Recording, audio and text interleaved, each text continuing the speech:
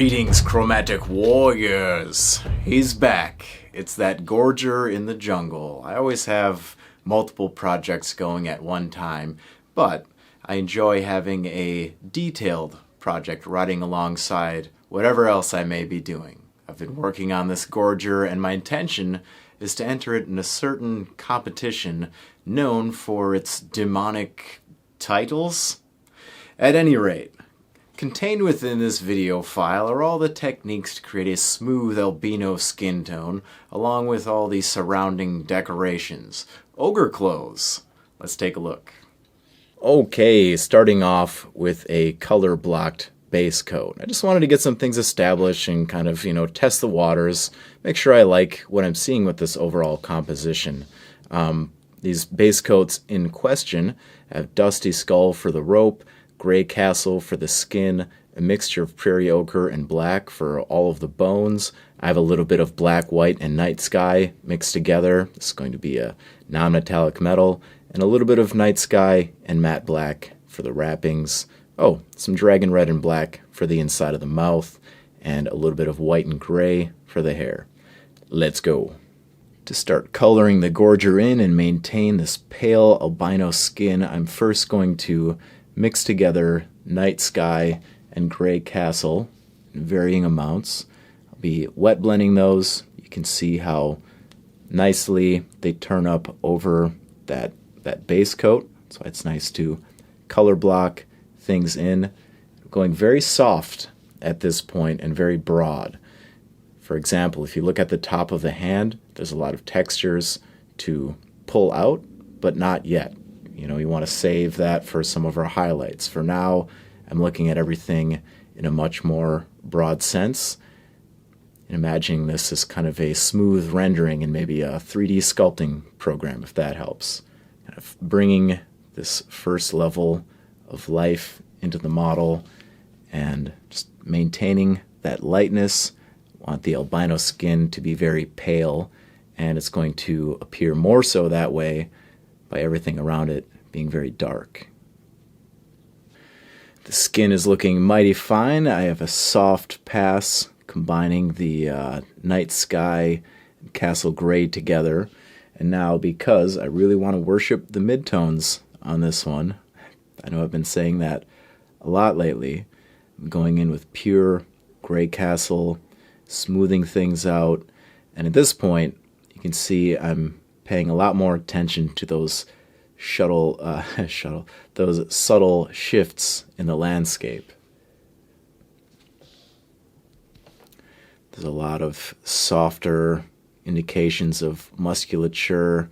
You've got this, kind of striated chest muscle poking out. There's a lot of softness that I want to pull upon, but I don't want to add any new colors just yet. I'm just working on smoothing things out. And before, where I was encouraging you to take a more vague look at the model, now I'm pulling the scope of focus in a little bit closer, kind of enhancing some of these indications of areas I know they'll just be a little larger and brighter.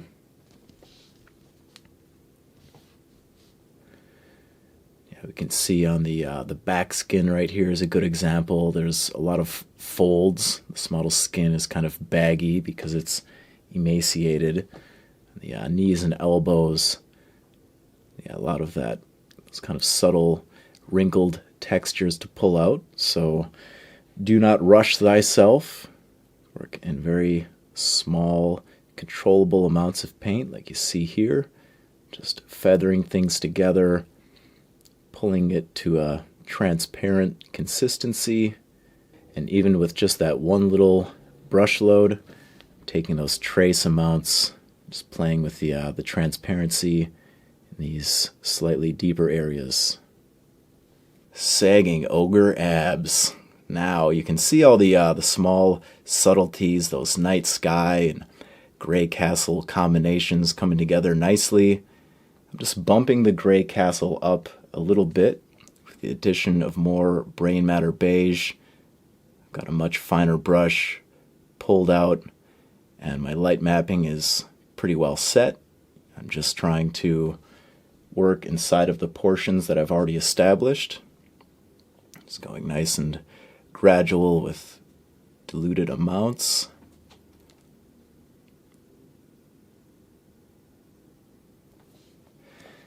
Yeah, there's a lot of subtle shifts. If we just look at the back for a moment, you can see that kind of general volume control. It's not heavily shaded. The darker areas around it look very nice as a result. And I'm pulling some of those Brainmatter Beige mixtures into play. It's going to take a long time. This is for the Golden Demon, so I'm being very meticulous with my dilution and layers. I hope you can see some of that working. So just continuing along, making this baggy Ochre look extra ripped. Gorgeous albino skin. So I am still tinkering with the skin. It's a major part of this model. But now I have some Raging Rose mixed with Gray Castle. And you can see me tending to the mid-tone in certain areas. So first of all, I was working on this, and I'm speaking a lot about value control lately, and I see the center of the chest is a good example. That's protruding forward, so I think this pinkish mid-tone looks a lot more at home in those more exposed areas. I've got my blue shadows, a warm shadow. That's very nice.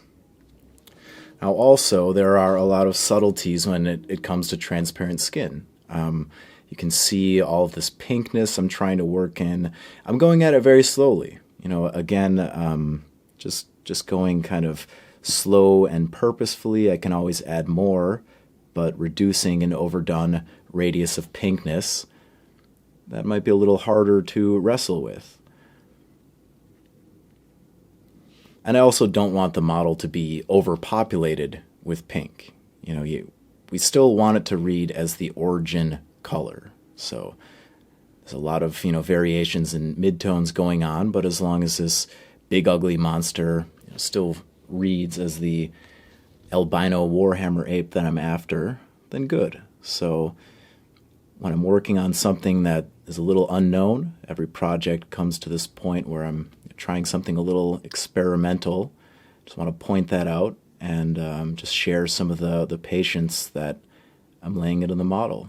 And as you can see, just very, very slight amounts of paint, just a hint of a tint. It's acrylics play a lot upon transparencies. So if I go and just layer this over a progression that's already in place, some of that is going to show through. So it's very easy to manipulate and add these accent tones after something is almost there. I'm still bringing the highlights into play from that previous step, the Gray Castle and Brainmatter Beige, but I'm seeing a little necessity to work some of this Raging Rose pink tone in here before I just go all the way to the top with my blue, gray, and beige progression. Now that I've worked in that accent tone, I can start building towards my final highlight, question mark. You can see I'm using just very, very diluted amounts, very small diluted amounts of Brainmatter Beige, and just picking out all of these sharper folds.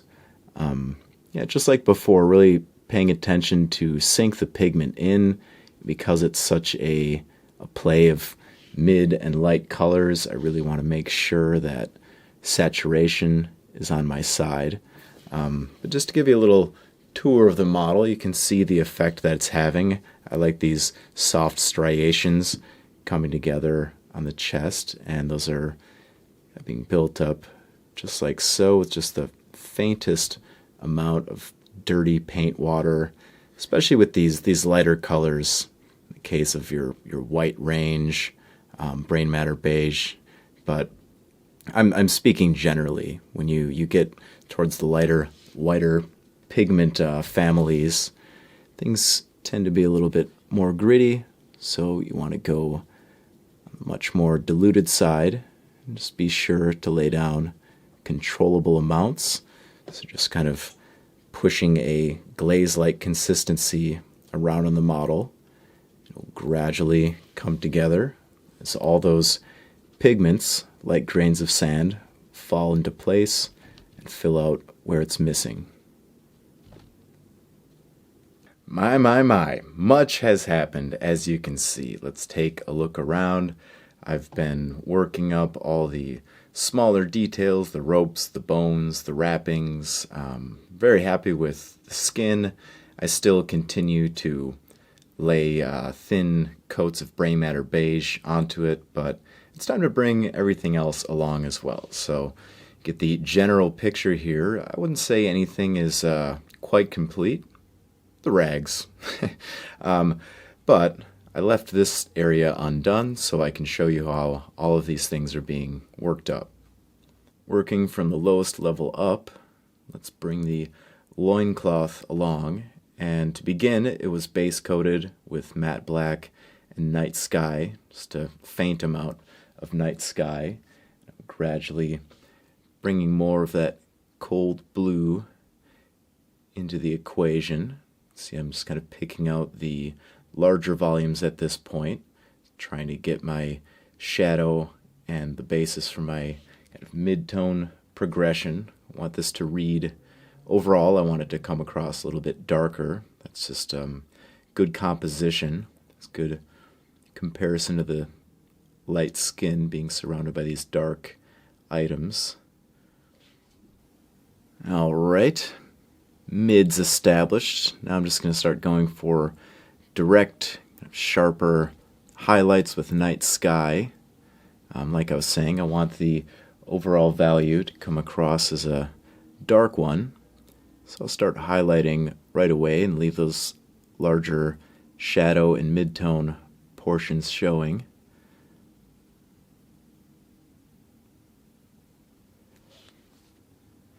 Just very gradual lifts in these already established areas. You can see how I'm keying in, trying to add a little bit of extra depth to this miniature surface.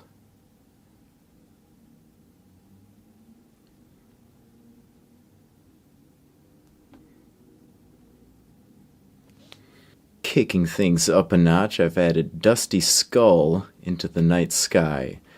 And the theory behind the highlights of all these items is to use dirty, dusty, ivory tones. I want everything to look worn, a little bit weathered out, generally stained and dirty as a jungle trundling ogre would be. So yeah, having all these kind of graduate to a more desaturated and worn out looking tone. Very nice. See, I'm just picking out a lot of the finer edges right now, trying to gradiate any little sway in the breeze as things kick out. I want to drop a highlight in that small corner. There are some areas that are more exposed, so I'll be blending along those. Basically where the rope is running beneath the loincloth. And just a faint amount, some of these brighter patches, just here and there. And be sure to be laying this down in many thin layers. You can see, there we go. Just wanted a gentle kick, some of these broader areas. Lastly, for the ragged robe, well, part of a robe. Maybe his clothes are made out of other clothes. Anyways, just a very fine highlight of pure dusty skull being applied. You can see the effect it's had on these small corners and lips. Just very, very small portions. But you want to make sure that even your edge highlights are gradiating. See how this twists and varies in brightness. It's conforming to the surface. Very nice. About those ropes, I'll be taking thinned down Prarie ochre and just using the textures to my advantage. This first layer is going to be pretty broad, but watering it down so much, it's going to sink into the ropey textures and leave a little bit of that base coat of dusty skull showing through. Very nice. Deeper down in the range of shade, I've added a small amount of black to my Prarie ochre. It's still diluted down so I can play upon this rope texture. You can see what I'm after. A reduction technique, just covering a little bit less of what I did before. It's going to look wispy at first, but just like as you build your highlights, just gradually layering pigments into the shadows will get it done. You can see it coming together.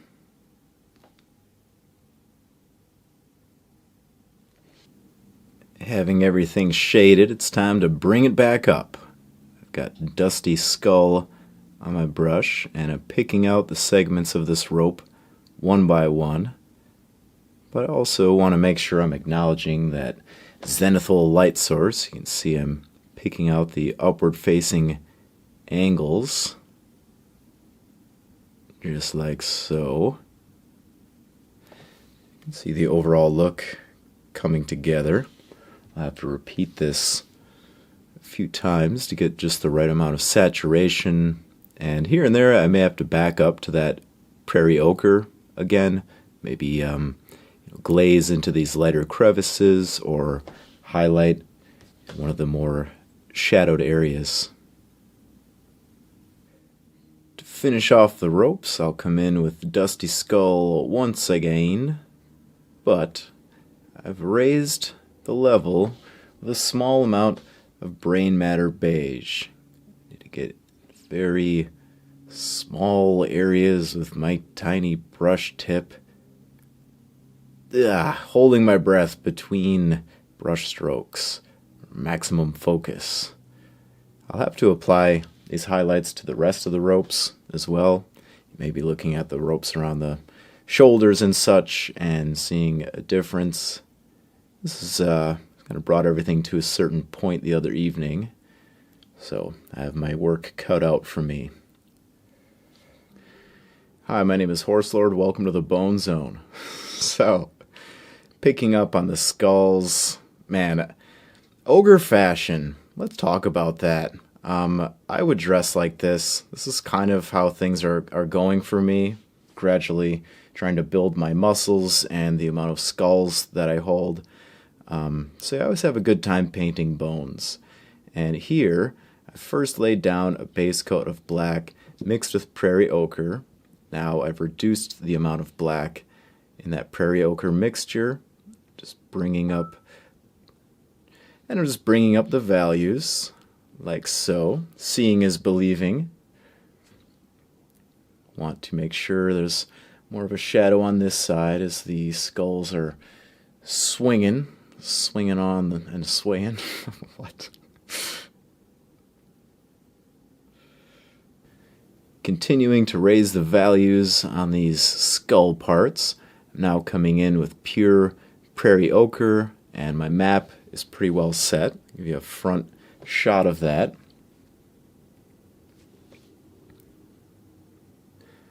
I'll start to pick out some of these finer textures, these cracks, and I'll be lining around those, starting to build up the fragmented texture that I want around it.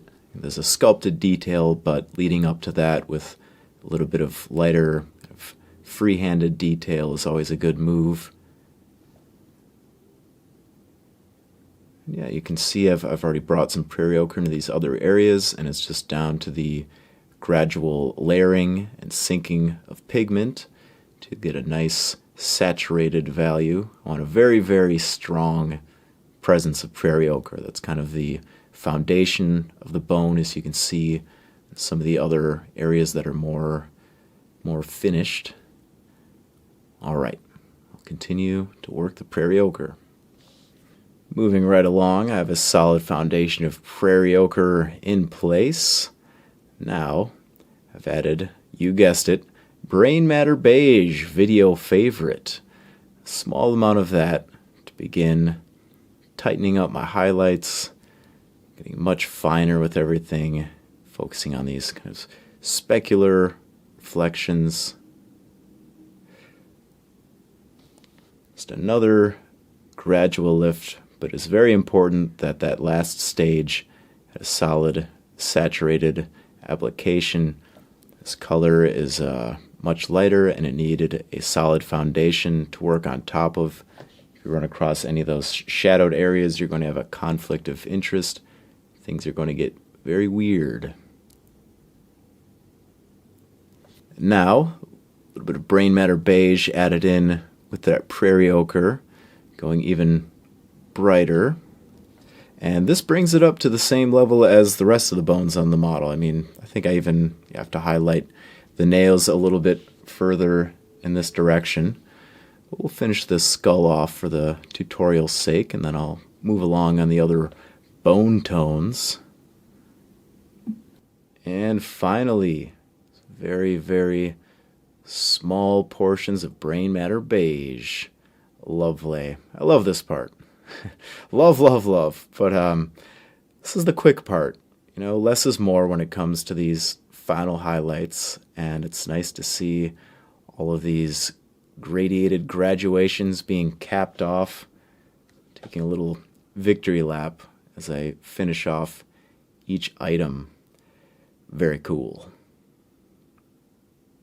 My God, the amount of time spent painting that model versus the amount of time you've seen recorded, greatly different. But I wanted to impress upon you how the patience going into this, and the many thin layers, and just getting the mentality down for just what it takes to create a model at a higher level. I'm trying to push myself, do my best, and yeah, I hope that I'm also conjuring something atmospheric. I want to create the impression of a kind of albino Warhammer great ape, kind of surging out of the jungle under a hail of arrows. It's been provoked, and it is always hungry, just like me. So I hope you enjoyed this video. Please let me know how you feel in the comment section down below. Supporters of this Patreon, I'm happy to hear from you. So, until we meet again, my friend, remain unchained.